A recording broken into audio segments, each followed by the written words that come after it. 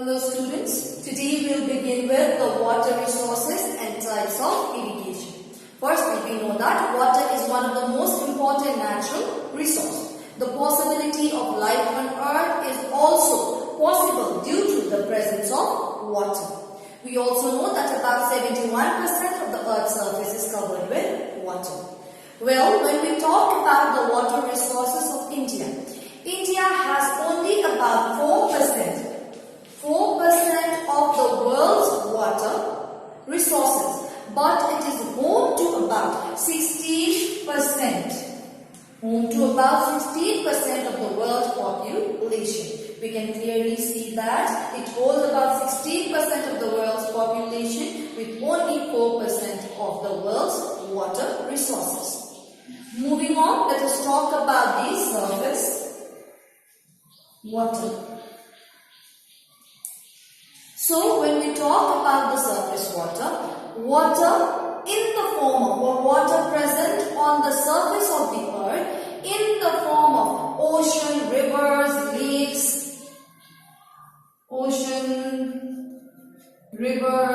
lakes, etc. along with all the water bodies, along with the other water bodies present on the earth's surface, is considered as the surface water.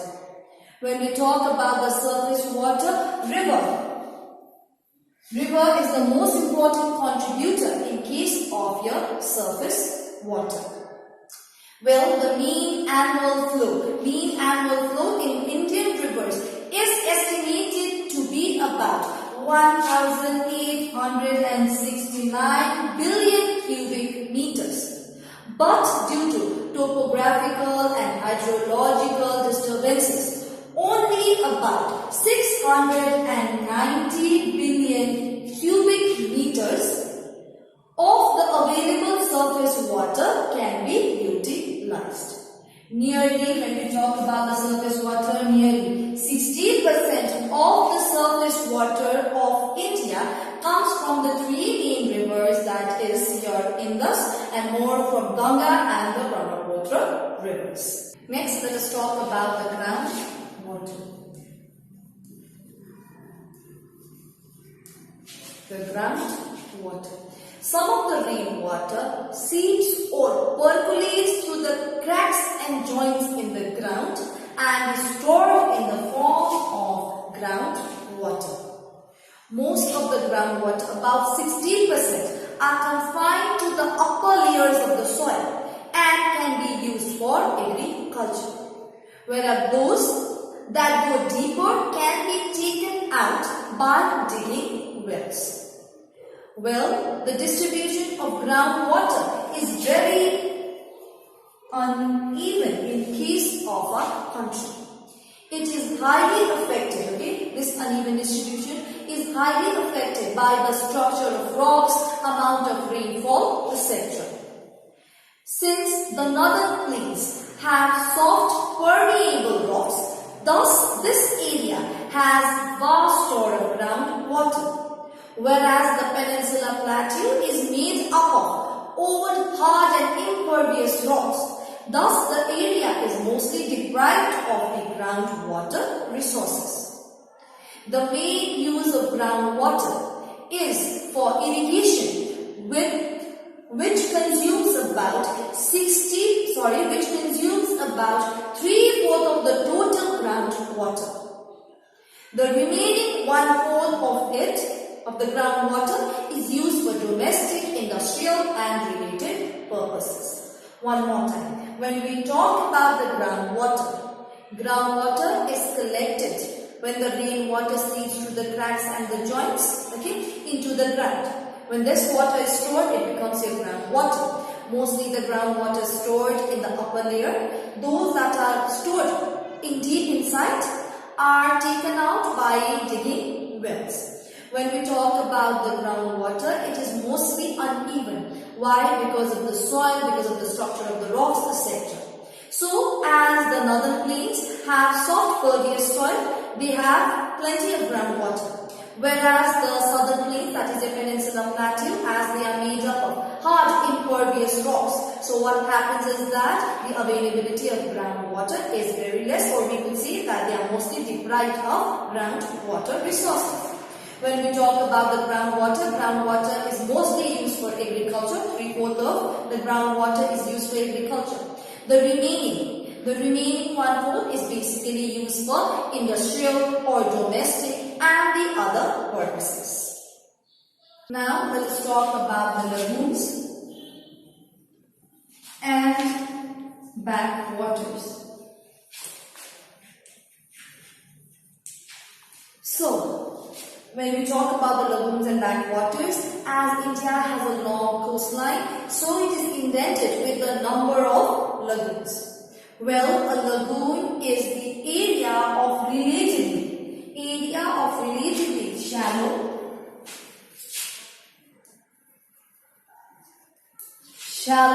quiet water, which is separated from a larger body of water by, it could be barrier islands,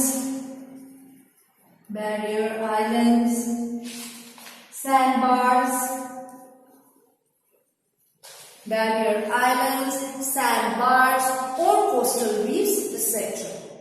Okay. Whereas when we talk about the backwaters, it is a part of a river in which there is little or no current. That is your water current. So these waters provide vast surface water resources. Well, these waters are used for fishing.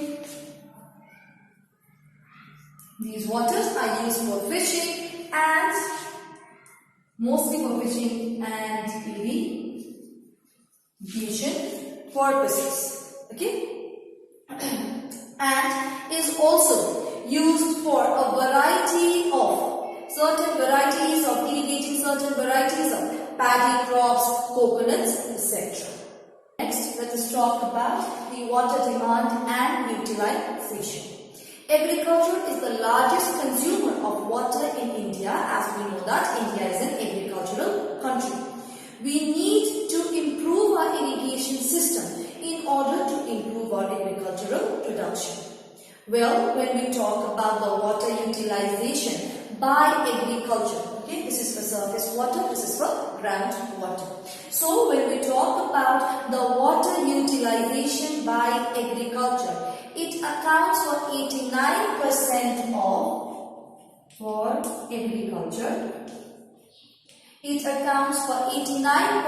of the surface water, okay, and it accounts for 92% of the groundwater. Agriculture consumes 89% of the surface water and 92% of the groundwater. Domestic sector, okay, in case of domestic sector, it is the second largest consumer of surface water with about 9% utilization. It stands second, that is your domestic sector stands second with 9% of the water utilization in case of surface water. Whereas when we talk about the groundwater, in case of the groundwater, it is the second largest consumer of groundwater with about 5% utilization. But instead of domestic, it is the industrial sector which consumes about 5% of the groundwater. Thirdly, in case of your surface water, the third largest consumer that we have is your industrial sector with only about 2%. Whereas in case of your groundwater, the third largest consumer becomes your domestic sector with only about 3% utilization. Domestic sector. So this shows the water demand and utilization that is there in our country. Next, let us talk about the emerging water problems. There are many problems related to the water resources, but one of the most important problem is the deterioration of the water quality. So, the deterioration of water quality is one of the most important problem in case of your water resources. Well, when we talk about the water quality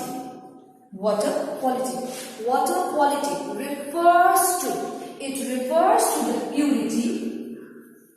It refers to the purity of water. Okay, it refers to the purity of water or water without any foreign substances, or water without any foreign substances. Okay, the foreign substances or the unwanted substances. Water tends to get polluted by the foreign matters, the unwanted matters, such as the microorganisms, the chemicals, the industrial waste, etc. When water gets polluted, what happens is its quality tends to get deteriorated and becomes unfit for human use. So when deterioration takes place, it becomes unfit for human use. Water mostly gets polluted due to the industrial waste, due to the municipal sewage, the residues of chemical fertilizers, pesticides, insecticides, etc. Now moving on, let us talk about, we have talked about the emerging water problems. Let us now talk about the conservation of the water resources. So now let us talk about the conservation of water resources. Well, due to the increasing water demand, pollution, and its uneven distribution, water conservation has become one of the most important, or it has become very necessary for us. So when we talk about the water conservation, the following three steps are necessary for it. Firstly, developing water saving technologies and methods. Okay, here we are talking about the conservation of water resources. These are the three steps. The first step is developing water saving technologies and methods. Number two is preventing pollution of water. Thirdly, when we talk about the third step, it is encouraging watershed development, rainwater harvesting, water recycling and reuse. And also when we talk about it, and also proper use of water for sustaining water supply in the long run. That means the sustainable use of water so that the future generation will also be able to use the same supply of water. One more time, when we talk about conservation of water resources, developing water saving techniques and methods, next is the most important, we could also say, preventing pollution of water. And thirdly, encouraging watershed development, rainwater harvesting, water recycling and reuse. So, as I said, the prevention of water pollution is one of the most important methods of conservation of water, or we can say one of the most important steps in case of conservation of water. So, as we know that the surface water and the groundwater are polluted in most parts of the country. So, its prevention is of great importance. So, the Central Pollution Control Board, Central Pollution Control Board.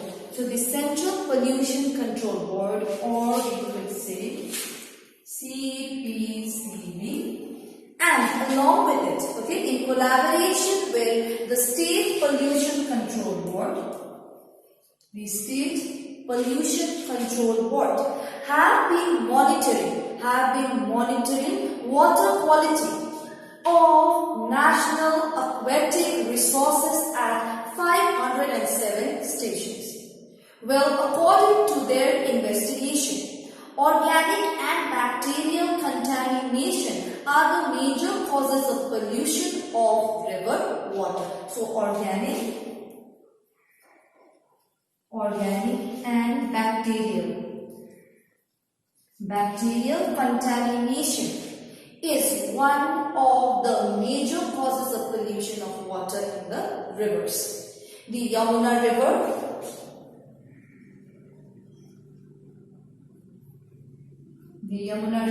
or River Yamuna is the most polluted river in our country.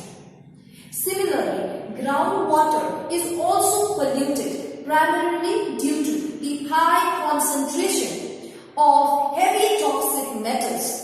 Okay, high concentration of heavy toxic metals, nitrates, etc. The government has made several legislative provisions for the prevention and control of water pollution. So, when we talk about these measures that the government has taken up, the preventions, the first one is your water prevention. Water prevention and control of pollution.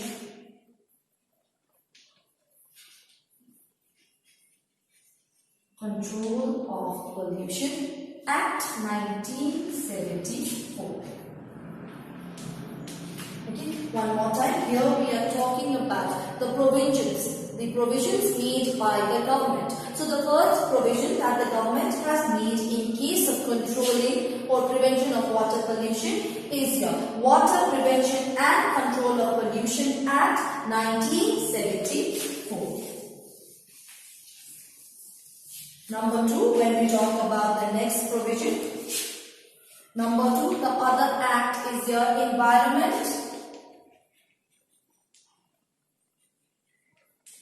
Environment Protection Act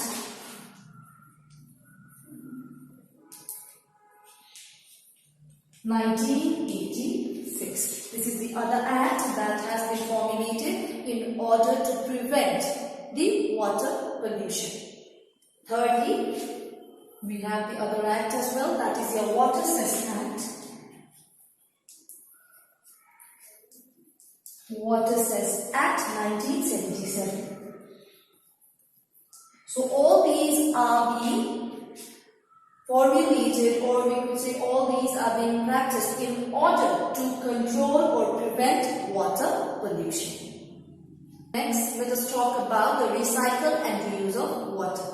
Recycle and reuse of water is of utmost importance, as wastewater of inferior quality can be used in industries for cooling and for firefighting. Water after bathing, washing utensils and vehicles can be used for gardening. Though the practice of recycling and reuse of water is at its initial stage, but the process has been growing continuously in case of your recycle and reuse of water. Next, let us talk about the watershed management. So, when we talk about the watershed management, it is a term, this watershed management is a term used to describe the process of implementing the land use practices. We learned about the land use last time. So, when we talk about the watershed management, it is a term used to describe the process of implementing the land use practices and also the water management practices, while in order to protect and improve the quality of the water and also other natural resources, okay, within a particular watershed approach. In order to, why are we doing this? In order to manage the use of those lands and water resources in a comprehensive manner. One more time. When we talk about the watershed management, it is a term which is used to describe the process of implementing the land use practices along with the water management. Why? In order to protect the quality of water. Not just water and other natural resources as well. Within a particular watershed, why? In order to manage the use of the land and the water resources in a comprehensive and large manner. Well, the watershed approach enables an overall development of agriculture and allied activities such as it could be horticulture, it could be agroforestry, it could be silviculture, etc. When we talk about the watershed development, it is a very important device in order to conserve water resources, not just conserve water resources, also to conserve water resources, not just that, in order to increase the agricultural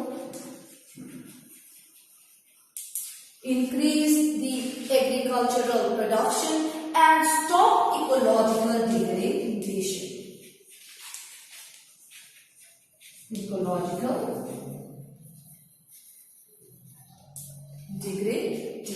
So one more time, when we talk about the watershed management, it is very important in order to conserve water resources, increase agricultural production, and also to stop the ecological degradation. In this way, what is going to happen is that in this way, it improves the living condition of the people.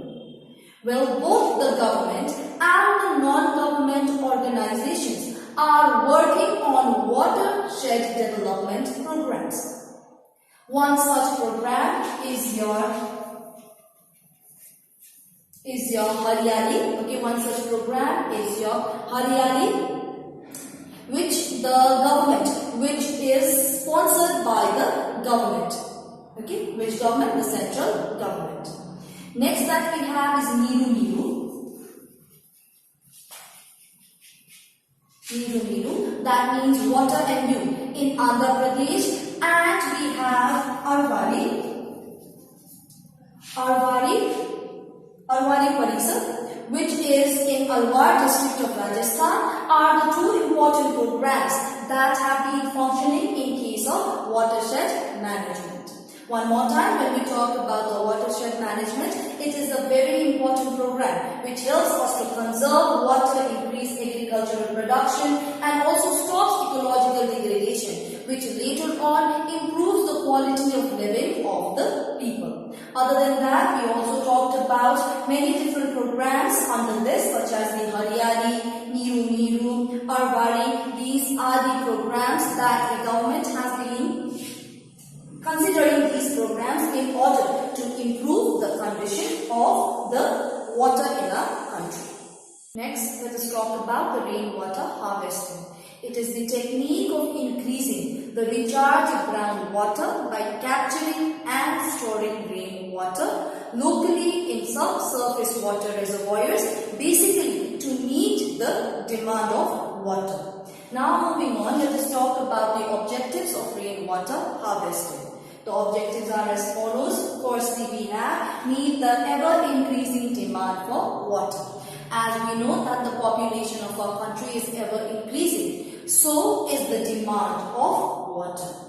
Next, reduce the runoff. So in case of rainwater harvesting, one of the major objectives is reducing the surface runoff which chokes the drains. Thirdly, is to avoid the flooding of roads. So in case of these objectives, one major objective is avoiding the flooding of roads by the excess rainwater as well. Fourthly, augment the groundwater storage and also to raise the water table. Fifthly, reduce groundwater pollution, not just reducing the groundwater pollution but also improving the quality of groundwater. Next that we have is reduce the soil erosion. Too much of rainwater may lead to soil erosion. So rainwater harvesting is a very important way of controlling soil erosion. Lastly, supplement domestic water requirement, mostly during the summer season and the drought. So this rainwater harvesting becomes a very important source of supplementing or providing during basically the two seasons, that is your summer and the drought season. Well, when we talk about the rainwater harvesting, we know that there are many techniques such as your rooftop harvesting, rooftop rainwater harvesting, recharge of hand pumps. So, recharge of hand pumps, recharge through abandoned dug wells, recharge through trenches and bunds, etc. are the different means or different techniques of recharging the rainwater harvesting. So, these techniques are not new to India and it can be proved by the following evidences. Firstly, there have been evidences of advanced water harvesting systems like canals,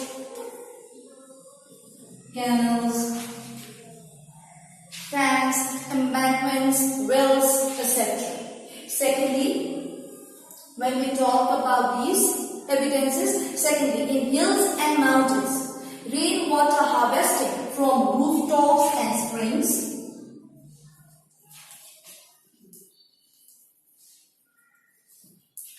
In hills and mountains, rainwater harvesting through rooftops and springs are carried over long distances with the help of bamboo pipes. Thirdly, in arid and semi-arid regions, structures like wells and steps wells were built to tap groundwater have been first. Wells and step wells have been used in arid and semi-arid regions. Lastly, we could also see the construction of tanks throughout the country has been very popular means of conserving rainwater. So, fourthly, the construction of tanks throughout the country also proves that these techniques of water harvesting is not new to our country.